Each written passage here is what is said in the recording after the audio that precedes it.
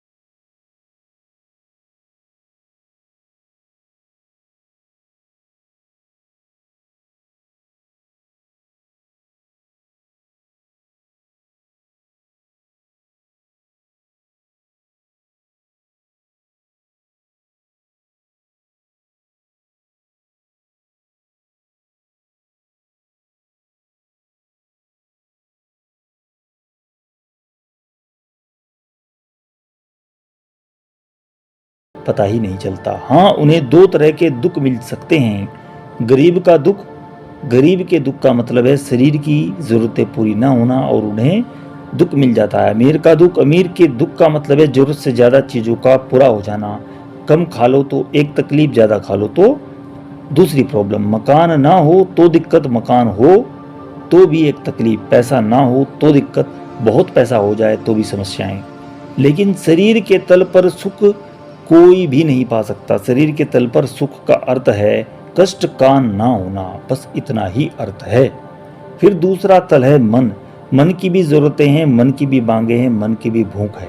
जैसे कि संगीत के लिए, साहित्य के लिए, प्रेम के लिए, मित्रता के लिए, कला के लिए मन की भूख है, मन की भी मांग है। शरीर बहुत स्थूल है इसलिए उसकी जरूरतें स्थूल हैं। पानी, रोटी, मकान। मन सूक्ष्म है इसलिए उसकी मांग भी सूक्ष्म है। संगीत, साहित्य, प्रेम, कला। मन के तल पर स्थिति उल्टी है। अगर संगीत ना मिले तो कोई दुख ना होगा। आदिवासियों ने कभी भी ऐसा कोई शास्त्रीय संगीत सुना ही नहीं, इस कारण में दुखी नहीं है। जंगल में कोई भी शास्त्रीय संगीत उन्हें सुनाई भी नहीं पड़ता। तो मैं बहुत दुखी हूँ। जो आदमी संस्कृत नहीं जानता उसने कालिदास के अद्भुत ग्रंथ नहीं पढ़े, इस वजह से दुखी नहीं है कि मुझे बड़ा दुख हो रहा है कि मैं कालिदास के ग्रंथ नहीं पढ़े। जिस आदमी ने रविंद्रनाथ का नाम नहीं सुना और गीतांजलि में कोई डुबकी ना लगाई हो, वह कोई दुख नहीं झेल रहा। उसे कभी भी ख्याल नहीं आता सोते जागते की गीतांजलि नहीं पढ़ी या वो दुखी हो, या गीता नहीं पढ़ी या वो बहुत दुखी हो अगर नहीं पढ़ी तो। दोस्तों, मन की बात थोड़ी उल्टी है। मन की ज़रूरतें पूरी करो तो सुख मिलता है, ज़रूरतें पूरी ना करो तो दुख नहीं मिलता, कष्ट नहीं मिलता। मन की ज़रूरतें पूरी ना हो तो कोई कष्ट ऐसा नहीं मिलता। ज़रूरतें पूरी हो तो सुख मिलता है। मन के तल पर कष्ट मालूम ही नहीं पड़ता, सिर्फ सुख होता है। हाँ, मन के तल पर भी कष्ट मालूम पड़ सकता है। अगर सुख का अभाव रहे तो कष्ट मालूम पड़ सकता है।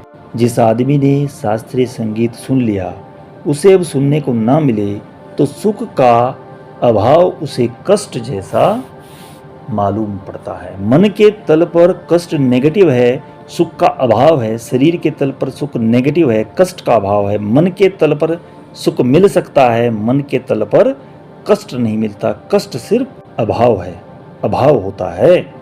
लेकिन मन के तल के सुख बड़े भागने वाले सुख हैं, क्षणिक सुख हैं। कोई आदमी कितनी देर तक कोई म्यूजिक सुन सकता है, कोई आदमी कितनी देर तक किसी काव्य में डूब सकता है, कोई मूवी देख सकता है, कोई आदमी कितनी देर तक आखिरकार प्रेम में डूब सकता है, कोई आदमी कितनी देर तक अपने प्रेमी का हाथ पकड़कर रख सकता है। और एक मजा है मन के तल पर। मन हमेशा नए सुख की मांग करता है। अगर एक ही गीत आपने उसे बार बार सुनाया तो उसे मजा आना बंद हो जाएगा, वो घबरा जाएगा। और 10 बार सुनना पड़े तो आप उससे भाग लेते। और अगर 50 बार वही चीज रिपीट की जाए तो सर दर्द हो जाएगा, मन दुखी हो जाएगा। दोस्तों, अगर कोई प्रेमी मिलता है, उसे हमने गले से लगाया, एक क्षण के लिए सुख देगा, 2-3 क्षण के बाद घबराहट हो जाएगी। अगर आधा घंटे तक गले से लगाए रखेंगे तो ऐसा लगेगा कि कोई जहर मिल गया है, खा लें या मर जाएं। इससे कैसे छूटे? मन की बड़ी क्षणिक अनुभूति है, थोड़ी ही देर में वह अनुभूति से इनकार करने लगता है। वह कहता है नया और कुछ लेकर के आओ। शरीर हमेशा पुराने की मांग करता है, मन हमेशा नए की मांग करता है। शरीर कहता है कल जो हुआ वही आज है। अगर कल 10 बजे भोजन मिलता था तो आज भी 10 बजे भोजन मिलना चाहिए। अगर 10:30 बजे गए तो शरीर में तकलीफ शुरू हो जाती है। शरीर कहता है कल जो खाट मिली थी सोने की वह आज मिलनी चाहिए। शरीर आदत से जीता है, आदत सदा पुरानी होती है। आदत पुनरावृत्ति मांगती है, पुनरावृत्त होती है। इसलिए जो आदमी अपने शरीर को एक यंत्रवत ढाल लेता है उस आदमी का शरीर सबसे कम कष्ट देता है। ठीक वक्त पर उठ जाता है, रोज ठीक समय पर सो जाता है, ठीक समय पर खाना खा लेता है। जो खाना रोज खाता है वही खाता है, कोई गड़बड़ नहीं करता। शरीर यंत्र की तरह वह रोज पुराने की पुनरावृत्ति मांगता है। याद रहे, अगर शरीर को रोज नया दो तो शरीर तकलीफ में आ जाता है, शरीर कष्ट में पड़ जाता है, शरीर उस नए से एडजस्ट ही नहीं कर पाता। शरीर पुराने की मांग करता है। इसलिए जो पुरानी दुनिया थी उसमें शरीर बहुत आराम में था, सब बंधा हुआ था, काम था। नई दुनिया में बड़ी मुश्किल हो गई है, सब चीज़ें रोज बदल जाती हैं, शरीर की बड़ी तकलीफ हो रही है। इसलिए शरीर बहुत सी बीमारियों से ग्रसित हो गया है और अनुभव कर रहा है बहुत सारी बीमारियों का, जो पुरानी दुनिया में उसने कभी अनुभव न की थी। नई बीमारियां, नई तकलीफें शरीर के लिए खड़ी हो गई हैं, क्योंकि शरीर की सारी व्यवस्था टूट गई है। एक आदमी हवाई जहाज से चलता है, आज सुबह हिंदुस्तान में है, थोड़ी देर बाद पाकिस्तान में है, थोड़ी देर बाद अरब में है, थोड़ी देर बाद यूरोप में है, सब बदल जाता है। दिन भर में 10 मुल्क बदल जाते हैं, 10 तरह का खाना बदल जाता है, 10 तरह की हवा बदल जाती है, 10 तरह के मकानों में सोना पड़ता है, 10 तरह की भाषाएं बदल जाती है, 10 तरह के लोग बदल जाते हैं। शरीर बड़ी दिक्कतों में आ जाता है, बेचैन हो जाता है, शरीर बंधा हुआ है, कर्म चलता है शरीर की आकांक्षा पुराने के लिए। इसलिए जितने शरीरवादी लोग होंगे वे हमेशा पुराने के प्रति उत्सुक और आतुर होंगे, नए के प्रति उनकी आकांक्षा नहीं होती। लेकिन मन रोज नए की मांग करता है, वह कहता है कि रोज नया चाहिए। दोस्तों, तीसरा तल है आत्मा का। आत्मा की भी भूख है, जैसे शरीर की भूख है, मन की भूख है, आत्मा की भी। जैसे शरीर की प्यास है, मन की प्यास है, ऐसे ही आत्मा की भी प्यास है। आत्मा की भूख या आत्मा के भोजन का नाम है परमपिता परमात्मा या धर्म है। वह जो आत्मा चाहती है उसकी भी प्यास है और भूख है। और आत्मा के तल पर एक मजा है, एक और स्वभाव है। वहाँ जब तक परमात्मा ना मिले तब तक आदमी की जिंदगी एक बेचैनी होगी, एक अशांति होगी। उसे चाहे पता हो या ना पता हो, इस भीतर भूख का उसकी जिंदगी में एक बेचैनी है, भीतर एक रेस्टलेसनेस भीतर सरकती रहेगी। उसे हमेशा ऐसे लगेगा कुछ खोया हुआ है, कुछ खोया हुआ है, कुछ तो है जो ना मिला। उसे पता भी नहीं है कि क्या खोया है, उसे पता भी नहीं है कि क्या खोया हुआ है, क्योंकि जो मिला ही नहीं उसके खोने का पता भी कैसे हो सकता है। लेकिन एक अनजान बेचैनी, एक अनजान परेशानी, एक अशांति 24 घंटे रहती है। एक अशांति 24 घंटे खाना मिल जाएगा फिर भी उसे लगेगा कुछ है जो खोया हुआ है।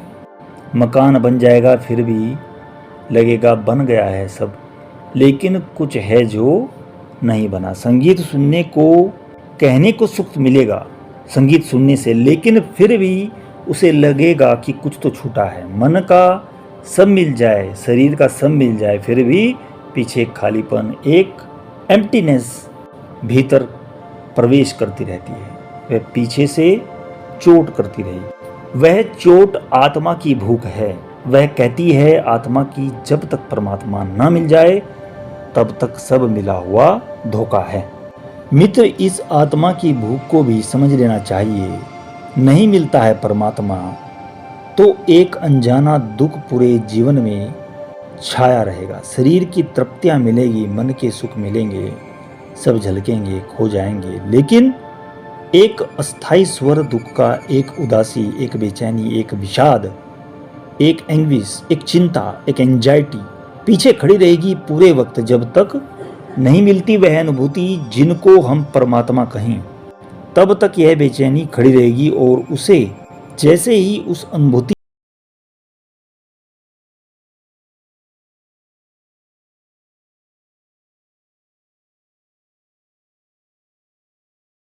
झलक फिर कभी खोती नहीं। मित्र, इस आत्मा की भूख को भी समझ लेना।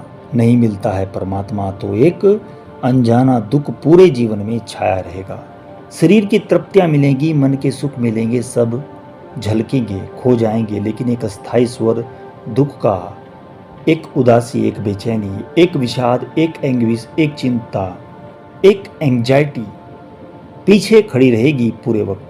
जब तक नहीं मिलती वह अनुभूति जिनको हम परमात्मा कहें तब तक यह बेचैनी खड़ी रहेगी। और जैसे ही उस अनुभूति की एक झलक मिल जाए यह बेचैनी खुद पर खुद समाप्त हो जाएगी, जैसे कभी थी ही नहीं। एक बार वह झलक मिल जाए तो वह झलक फिर कभी खोती नहीं। शरीर को रोज भोजन देना पड़ता है, 24 घंटे में भोजन चुक जाता है, फिर भोजन दो, फिर पानी दो, फिर पानी चुक जाता है। शरीर की 24 घंटे जरूरतें हैं, तब तक शरीर शांत रहता है जब तक उसे दोबारा उस चीज की जरूरत नहीं पड़ती। मन को कितना ही दो वह एक क्षण में चुक जाता है, वह कहता है फिर दो।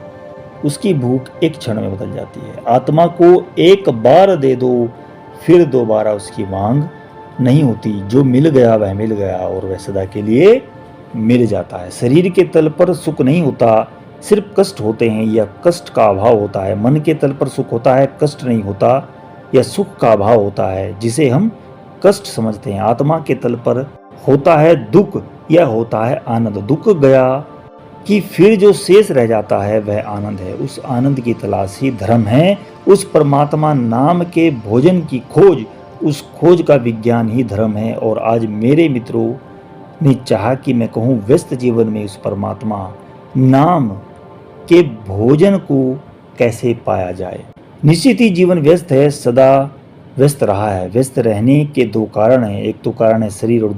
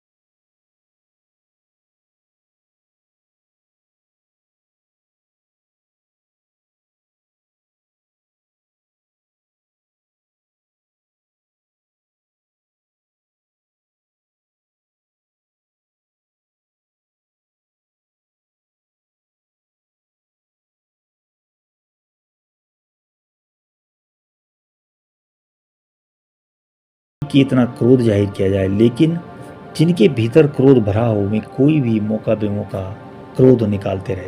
इससे कोई संबंध नहीं है कि क्रोध का मौका है या नहीं। वह कभी आगे बढ़ा और उसे ख्याल आया कि दूसरे आदमी से भी पूछूं, क्या पत्थर तोड़ने वाले सभी लोग इतने क्रोध से भरे हुए हैं? तब उसने दूसरे आदमी से पूछा, दोस्त क्या कर रहे हो? उस आदमी ने थोड़ी देर तक सिर ऊपर उठाया, फिर बड़ी मुश्किल से सिर ऊपर उठाया जैसे सिर पर कोई पहाड़ का बोझ हो, और उस आदमी ने कहा, क्या कर रहा हूँ? कुछ भी नहीं कर रहा हूँ, बच्चों के लिए, बेटों के लिए, माँ बाप के लिए रोटी का जुगाड़ कर रहा हूँ। फिर धीरे से हथौड़ा उठाकर उसने पत्थर तोड़ना शुरू कर दिया। यह आदमी दूसरी ही तरह का था, उदास बोझ से भरा हुआ। वह आदमी फिर खोज क्या कि कोई पत्थर तोड़ने वाले थे। सीढ़ियों के पास एक जवान आदमी पत्थर तोड़ रहा था और गीत भी गा रहा था। उसके पास गया, उसने पूछा कि दोस्त क्या कर रहे हो? वह आदमी खड़ा हो गया और कहा, क्या कर रहा हूँ? पूछते हो क्या कर रहा हूँ? जैसे नाचता हो वह आदमी, जैसे उसकी वाणी में एक गीत हो। कहने लगे, भगवान का मंदिर बना रहा हूँ। ये तीनों आदमी पत्थर तोड़ रहे हैं। तीनों आदमी, एक आदमी पत्थर तोड़ रहा है, क्रोध में है, दूसरा बोझ में है, उदासी में है, और एक आदमी आनंद से पत्थर तोड़ रहा है। आनंद से भी पत्थर तोड़ा जा सकता है, और न क्रोध बाधा बनता है, न उदासी, न आनंद। इनका कोई कंपटीशन पत्थर तोड़ने से नहीं है। इनकी कोई प्रतियोगिता पत्थर तोड़ने से नहीं। पत्थर तोड़ने से आनंद का कोई विरोध नहीं है, वहां भी आनंद आ सकता है। बस मैं इससे इतना ही समझाना चाहता हूं कि ध्यान का हमारे काम से कोई विरोध नहीं है। हम जिस काम को भी ध्यान पूर्वक करें वही काम ईश्वर की तरफ ले जाने का मार्ग बन जाता है। जिस काम को भी व्यक्ति माइंडफुली, मेडिटेटिवली, ध्यान पूर्वक करे वही काम परमात्मा का द्वार बन जाता है। इसलिए व्यस्त जीवन में से भी परमात्मा का कोई विरोध नहीं है। व्यस्त जीवन से आत्मा की खोज का कोई विरोध नहीं है। मेडिटेटिवली, ध्यान पूर्वक हम ये कैसे करें, ये जरूर समझना है। दोस्तों, सवाल यह है कैसे हम ध्यान करें। यह सवाल जगह का नहीं है, यह सवाल समय का नहीं है। लोग पूछेंगे कब हम ध्यान करें, सुबह की रात? यह भी सवाल गलत है। वेयर, कहाँ? व्हेन, कब? ये दोनों प्रश्न गलत हैं। सवाल सिर्फ एक है, हाउ, कैसे?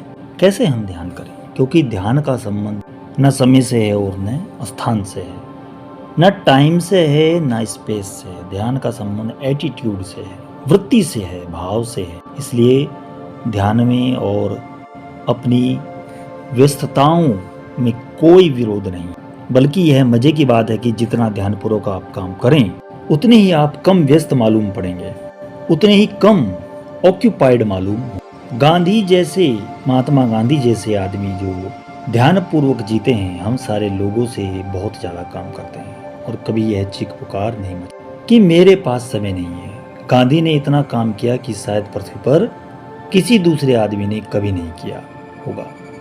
इन 50 वर्षों में जो दुनिया में किसी आदमी ने इतना काम नहीं किया, लेकिन इस आदमी को परमात्मा की खोज में कोई बाधा नहीं पड़ता।